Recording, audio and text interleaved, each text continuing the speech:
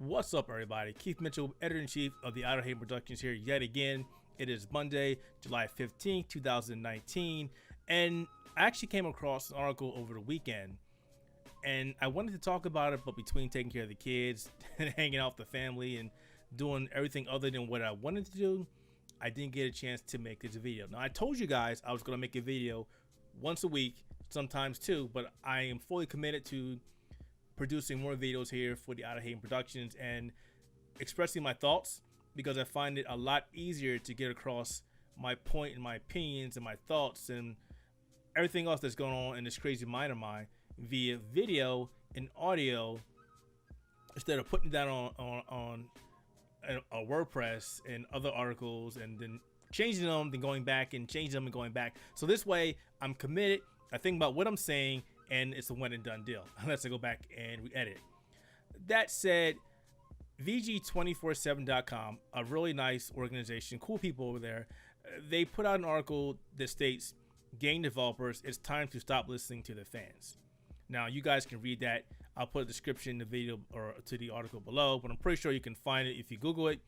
And pretty much they talk about a couple of games that have had a lot of fallout over, a lot of outcry, a lot of complaining. And these are some games that people have talked about for a while, like Mass Effect 3, Overwatch, Metal Gear Solid 4, and a couple other games. I'm not going to talk about them. I'm not going to talk about that. I'm just going to talk about the actual article and basically my rebuttal against this, because I think, to an extent, developers really do need to listen to the fans. Now, the reason why I say that, I'm going to highlight 4 different games. 4. I put my hand down here. 4 games that have benefited from developers listening to the fans. And the very first one is one I was looking forward to for a while, and that's Code Vein. Now, as you know, or you may not know, there was a network test that was conducted a few weeks back. But prior to that, the game was announced at New York Comic Con 2017. Actually, when it was announced, when it got, the first time it was playable in the US, we were at Comic-Con 2017, New York Comic-Con 2017. We had some hands-on with the game, and we came away impressed, but we thought the game had some rough edges. The game had a lot of work needed to be done. The combat was slow, and we wrote an article and we sent it to Bandai Namco, and so did a couple other people. So then the game was on display again at several other events. And I don't want to drag on too long about that, but what happened was, at the end, Bandai Namco showed it off again at PAX East.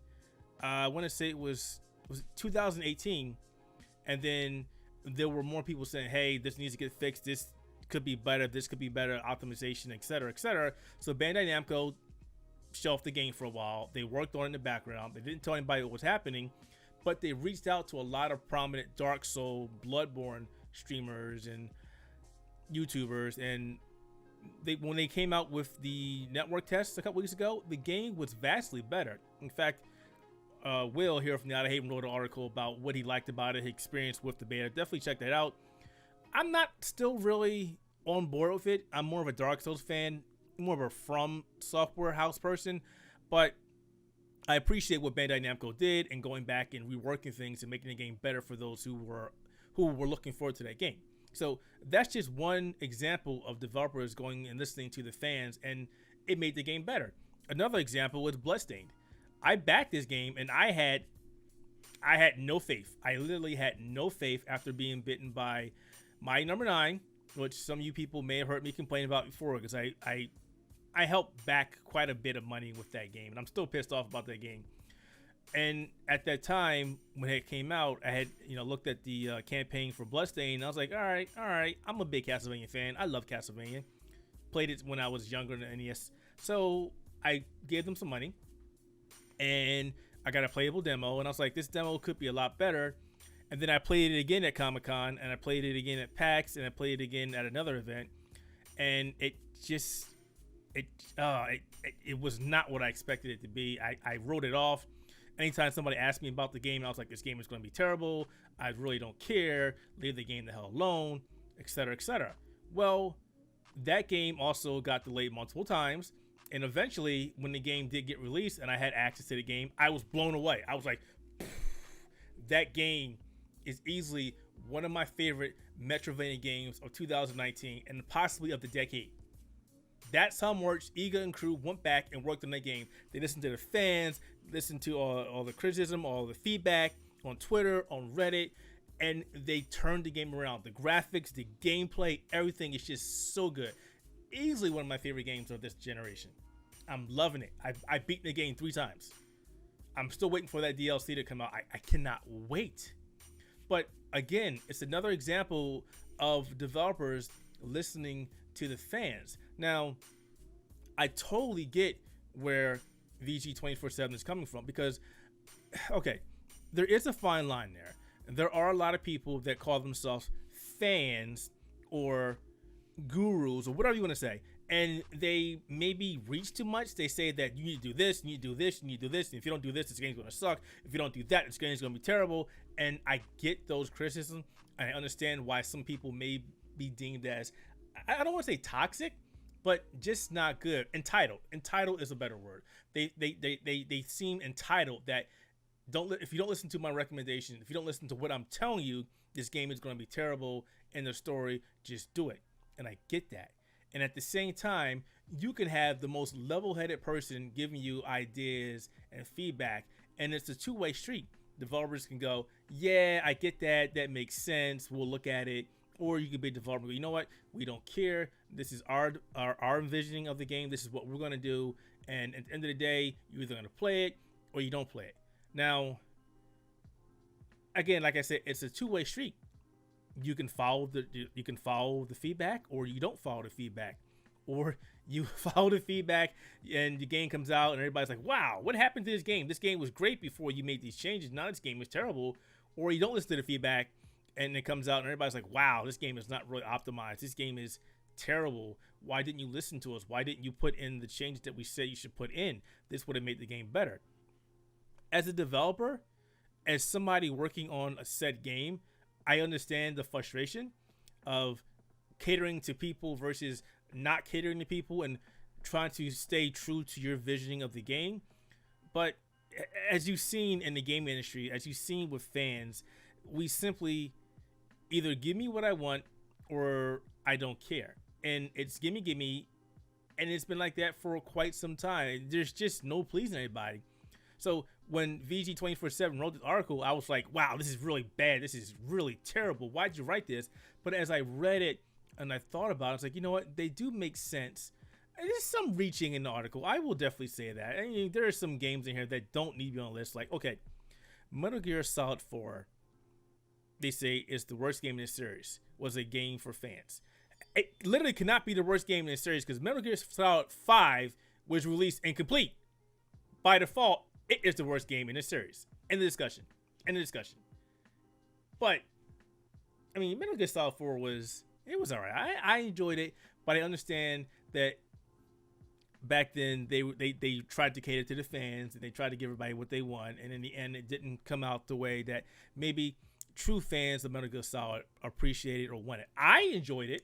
I mean, but then again, I enjoyed all the overtop zaniness that was Metal Gear Solid 2. So what am I to say about that?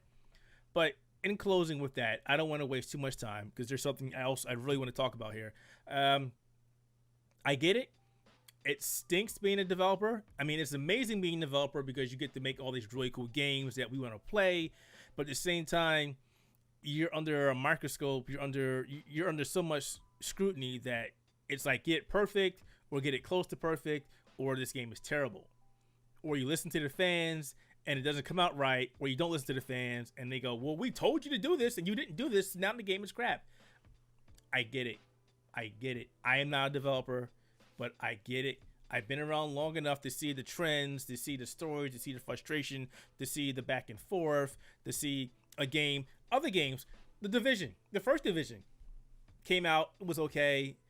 You know, Endgame was not there. Dark Zone was terrible, but they slowly fixed the game to a point where it was like, wow, The Division is back. This game is amazing. And they took some of that into The Division too. And then you take another game like Destiny where it was okay, then it started going downhill, then it started going back uphill, and it was great. And then Destiny 2 came out and they went through the same process. I mean, look at it now. They left Activision.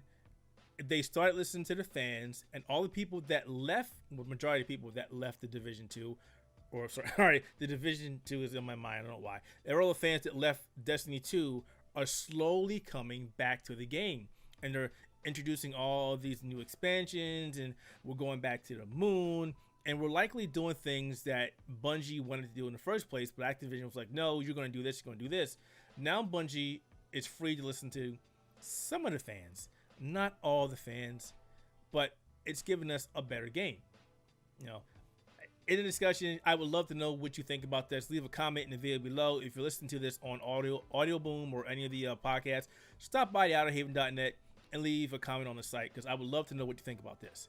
All right, go ahead and close this out, because we're not talking about this anymore, so it'll just be blank screen. My other webcam's not set up, because I did say I was working on bringing you a better quality stream, and I finally pulled the trigger on the Sony Alpha 5, what is it, 5100.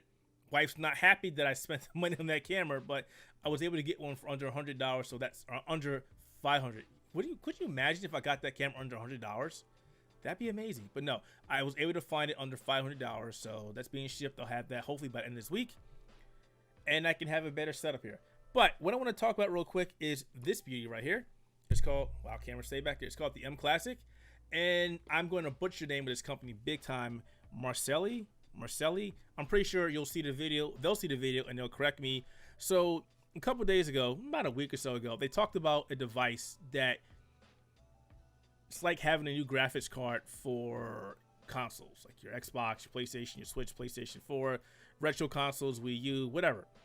And I'm pretty sure you all have heard the term jaggies, anti-aliasing, where the line is drawn in and it's not exactly a straight line, it's jaggies.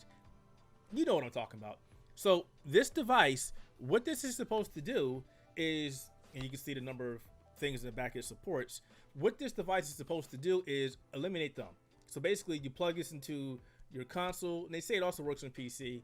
I just got it a couple days ago, so I haven't tried it out yet. Like I said, my weekend has been extremely busy, so still in the box. I am going to try this very, very soon and let you guys know about it in an article, and probably show some footage of it.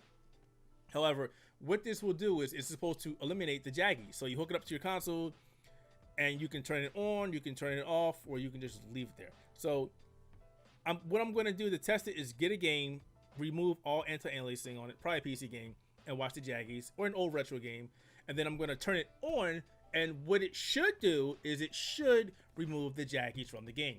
That's what they're saying it's going to do. That's what they're advertising it. So we'll find out. That said, this thing is not available for purchase right now. It is going up for Kickstarter, and I was supposed to check that before I started talking about this. The MClassic, let me see if the Kickstarter started yet. It has not started yet, so yeah, you cannot purchase this.